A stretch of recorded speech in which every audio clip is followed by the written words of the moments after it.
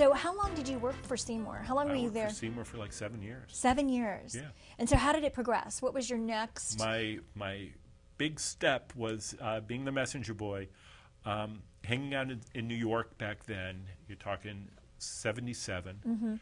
If you're into punk rock, there were only 2 clubs, CBGB's and Max's. I was at CBGB's one night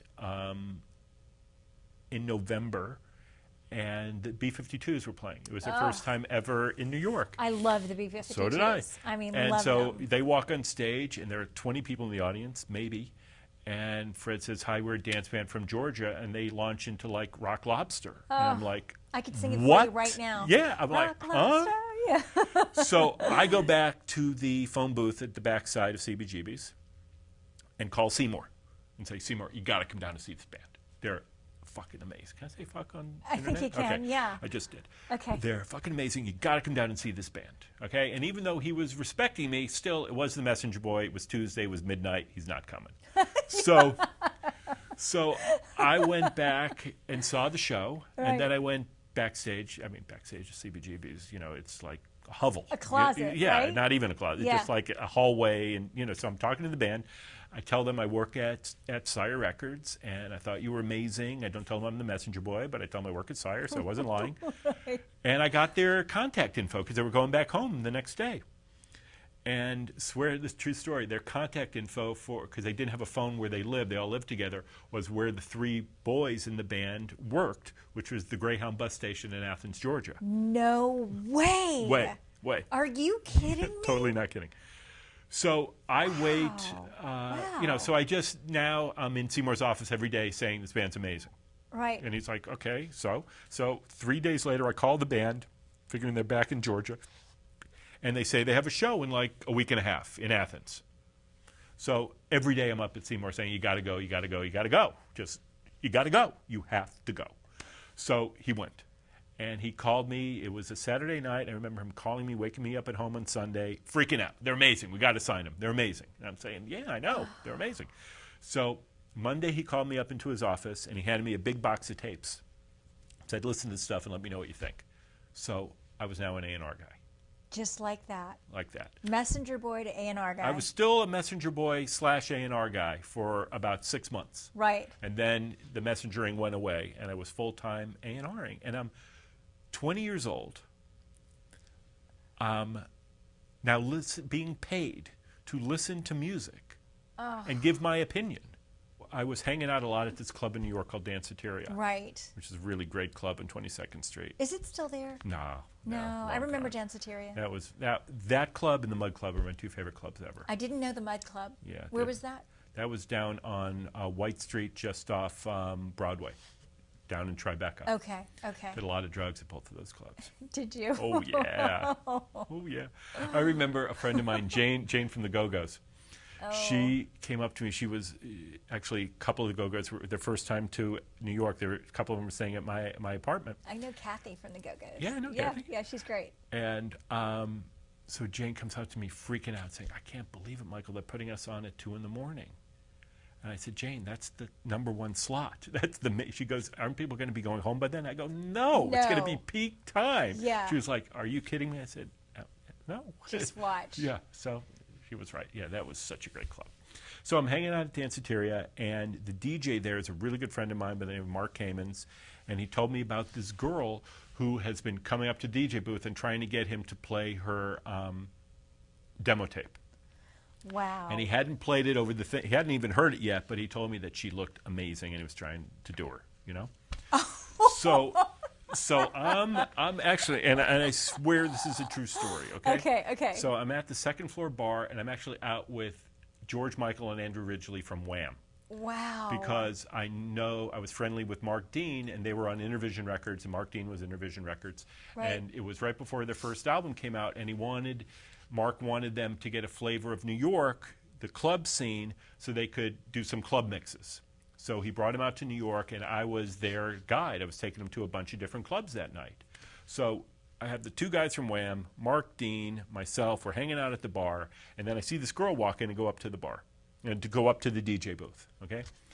And she looked amazing. So I said, this has got to be this chick that Mark Gaiman's telling me about. So I went up to the DJ booth, introduced myself, Why did she look amazing more than any other girl there, though? I mean, what was that? She just Why was she had so it. special? She just had it. I mean, she Was she it her- looked like her way, Yeah, or- she looked like Desperately Seeking Susan. You know, She was dressed like that, so yeah, she stood out. Totally. I mean, that was Right. in Desperately Seeking Susan. She didn't have any makeup or wardrobe or That's anything. Madonna. That was her. Right. That was her. Okay. So I went up to the DJ booth again, introduced myself, and this was a Saturday night, and told her that I worked at Sire, and she said, great, and said, why don't you come by and Did play? she get what that meant? Yeah, she knew it was Okay. record. Oh, she was pretty savvy. Okay. She knew what that meant. Yeah. So I said, why don't you come by How Monday? old was she at this point, do you think? It was 82. So I was 25, she was 24. Okay. Yeah. It was even 24? before that. I think I was 20. Yeah. I was 24, she was 23. Okay. Okay. So I said, why don't you come by Monday afternoon and play me your tape? And she said, great, I'll be there. So she and Mark Kamens came by Monday afternoon. She played me her demo. It was okay. It wasn't great, but it was okay. Any of the songs on the demo that were songs that eventually became on the album? Yeah, a couple of them. Do you remember which But ones? there, a song called Everybody. But the song that, but let me go, Okay.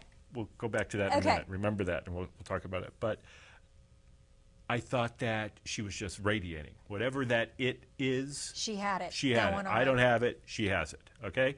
So I said, why don't you come by tomorrow? Because my boss, Seymour, was in the hospital. He had heart surgery. Oh. Yeah. So he was in the hospital. I said, I'm going to play Seymour this tape tonight. In the hospital? Yeah. You went to the hospital and Yeah. brought him Madonna's tape? Yeah, yeah. Okay. So I'm gonna go play him your tape. Come by tomorrow. We'll go see Seymour. And by the way, bring me some ID because I don't believe your name's Madonna. It's too good to be true. It was like perfect. Right. That her name was Madonna. You know, Right. it shouldn't. You know, And it really is Madonna. it really is. So I went up to play the tape for Seymour. Told him about Madonna. What did he do at laying in the hospital bed? He said, "Sounds cool. Have him come by tomorrow." So In the hospital? yeah, yeah. So fast forward, next day, Madonna comes by the office with Mark. She has her passport, Madonna Louise Ciccone. That's her name, Madonna.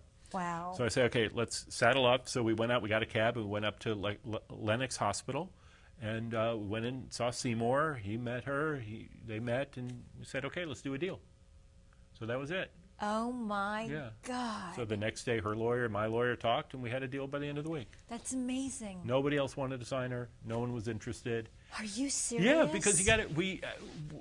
Later, she created a whole format, but at the time, there wasn't a niche for her really. You know, Right. you were either new wavy or you were Donna Summer. There was no real she was kind of Madonna's straddling her both own worlds. niche, You yeah. know, so so we signed Madonna, and that was it. Did you have any idea? I actually told Seymour. I knew she was going to be huge. Right. Okay. And I told Seymour, Seymour, she's going to be bigger than Olivia Newton-John. Okay. And at the time, Olivia Newton-John was the Huge. biggest selling female artist in the world. Okay. So I said, Seymour, she's going to be bigger than Olivia Newton-John. She's going to be the biggest artist you ever work with. And he laughed at me. Really? Okay. But I knew How- I didn't know she was going to become Elvis Presley. I mean, she's Right. like this cultural icon now. Yeah. But I just knew she was going to be huge Oh my God, Yeah. Michael. At what point did you know that? when I first met with her. Really? Yeah, I always ask people. I always ask people before I work with them, what do you want out of this? You know, what do Right. you want? What are you looking for? And she had the best answer I've ever gotten, which was, I want to rule the world. I want to rule the world. She Yeah. said that. Yeah, yeah, Isn't that Yeah. amazing? yeah. The wrong answer is, I have to get my art out there.